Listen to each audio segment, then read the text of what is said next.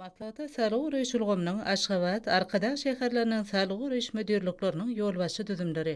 Aşgabat hemde Arkadaş şäherleriniň salygy öreş merkezlerine, hassahanalarına, dürli urlarda zähmet çekýän lukman hünärmenler, ýurdumyzyň jemgyýetçilik guramalarynyň ýolbaşy düzümleri hemde işçiň agzalary.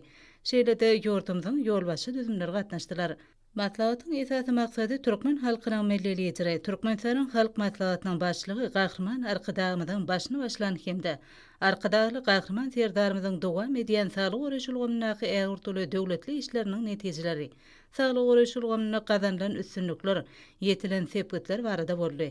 Matlawatyň ahyrynda o gatnaşyjylar türkmen halkynyň sagdyn durmuşda ýaşama ugruna uly işler alyp barýan Gahrman Arkadagymyzyň hemde Arkadaly Gahrman serdarymyzyň janlarynyň sag, ömürleriniň uzak, başlarynyň dik, el ýurt bähbetli, döwlet ähmiýetli işleriniň elmedama rowaj almany arzu etdiler.